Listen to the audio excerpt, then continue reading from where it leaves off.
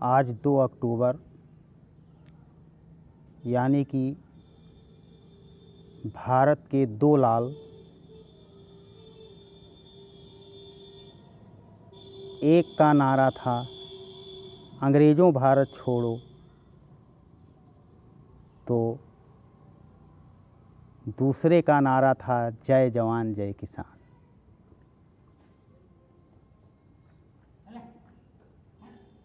भारत माँ के इन दो अमर सपूतों को मैं हृदय की गहराइयों से श्रद्धांजलि अर्पित करना चाहूँगा और इनकी जो हिम्मत थी, इनका जो साहस था,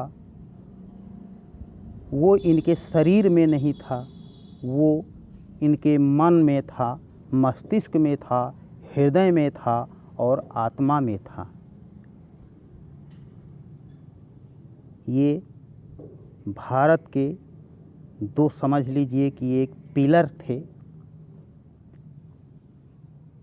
और ख़ास करके महात्मा गांधी की अगर हम चर्चा करें तो आज जो सबसे पीड़ा देने वाली बात होती है, लोग अपने शब्दों में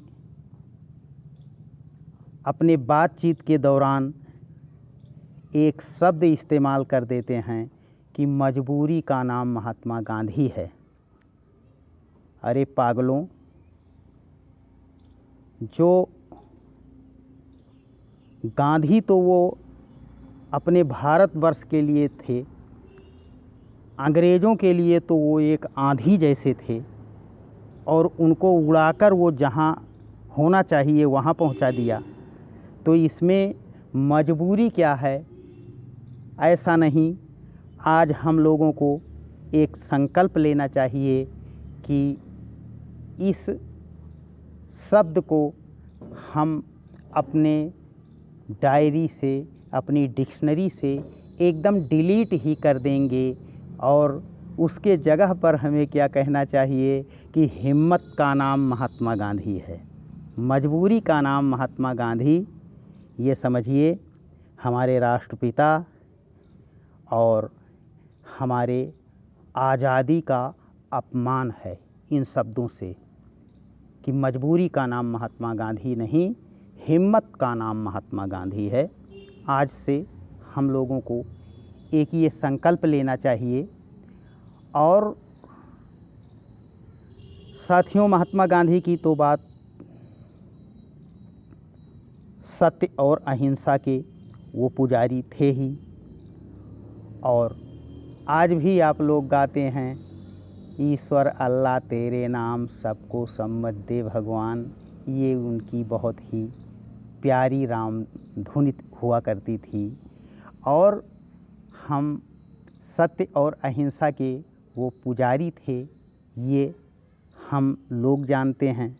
लेकिन उनकी जो कुछ उनके अंदर ख़ास बातें थी, कहा गया है कि कोई कार्य, किसी भी कार्य की शुरुआत करना हो तो वो अपने घर से कीजिए, और उन्होंने घर से ही इस बात की, देश प्रेम की, राष्ट्र प्रेम की बात घर से ही शुरू किया था।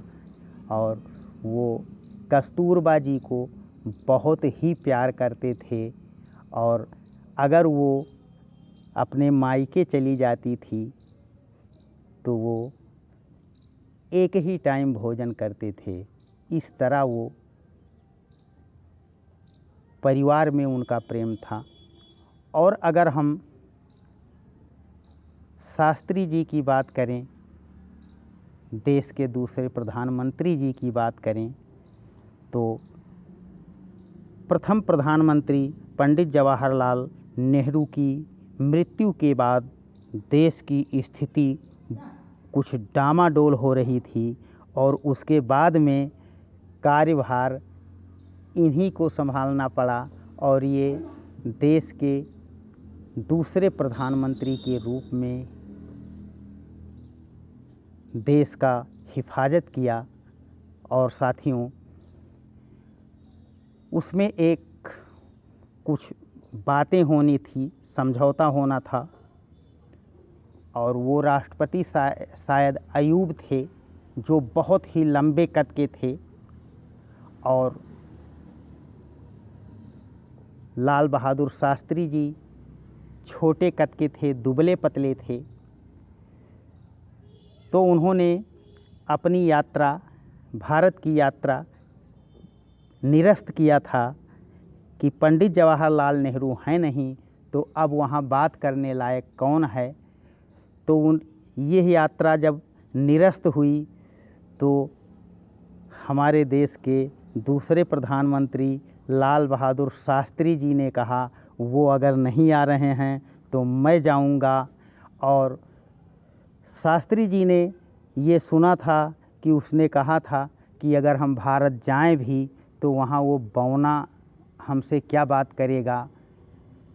तो इस पर मीडिया वालों ने शास्त्री जी से पूछा था कि उन्होंने, वहाँ के राष्ट्रपति ने ऐसा कहा है, तो इसमें आप क्या कहना चाहेंगे, आपका क्या विचार है।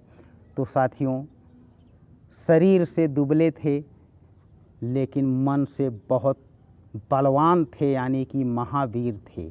ये दोनों नेता हमारे राष्ट्रपिता और प्रधानमंत्री, ये दोनों शरीर से दुबले पतले थे लेकिन मन से महावीर थे दोनों।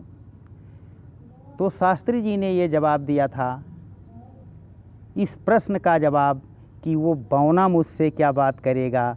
तो शास्त्री जी ने कहा कि हाँ, बातचीत करने में बहुत बड़ा आनंद आएगा, क्योंकि वो राष्ट्रपति जो है वहाँ का, वो लंबे कद का है, वो मुझसे सर झुकाकर बात करेगा, और मेरा कद छोटा है तो मैं उसके सामने सर उठाकर बात करूँगा।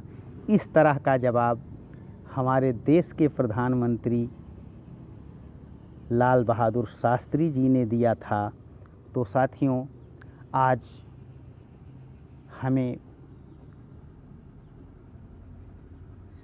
विनम्र श्रद्धांजलि अर्पित करना चाहिए, और ऐसे लोगों के जीवन से, ऐसे लोगों के आचरण से, ऐसे लोगों के चरित्र से कहा गया है कि महाजने येन गता सा पंथा, मतलब महान जन, विद्वत जन जिस पथ से गए हैं उसका हमें अनुसरण करना चाहिए। तो इनके जीवन से, इनके आचरण से, इनके क्रियाकलापों से हमें शिक्षा लेनी चाहिए, और इनके जीवन की मात्र अगर कोई एक ही शिक्षा हम अपने जीवन में उतार लेते हैं तो हम मानव से महामानव बन जाते हैं। क्योंकि देखिए, कहा गया है साथियों कि अकेला व्यक्ति विश्व नहीं बन सकता है, लेकिन संपूर्ण विश्व को अपने अंदर समाहित कर सकता है। तो ऐसे ही व्यक्तित्व के धनी और आत्मा के विशाल, जिनकी आत्मा इतनी विशाल थी, हृदय इतना विशाल था कि संपूर्ण भारतवर्ष जिनकी आत्मा में समाहित हो गया था, तभी तो उनको महात्मा नाम मिला था, महात्मा गांधी। तो आपके आत्मा का जितना ज़्यादा विस्तार होता चला जाएगा, उतने ही आप बड़े महात्मा होते चले जाएंगे। तो साथियों, हमें महात्मा गांधी और भारत के दूसरे प्रधानमंत्री लाल बहादुर शास्त्री जी के जीवन से, इनके क्रियाकलापों से बहुत कुछ सीख मिलती है, और आज के बच्चों को इनके जीवन के विषय में, इनके आचरण के विषय में, इनकी जीवन शैली के विषय में पढ़ना चाहिए। इससे उनके व्यक्तित्व का सर्वांगीण विकास होगा, और जब व्यक्तित्व का विकास होगा तो हमारे भारत का भी विकास होगा। एक बार पुनः भारत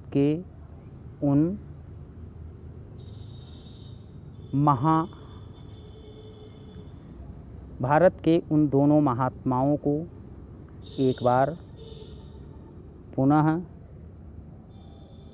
श्रद्धांजलि अर्पित करते हुए इन्हीं शब्दों के साथ वाणी को विराम देना चाहूँगा।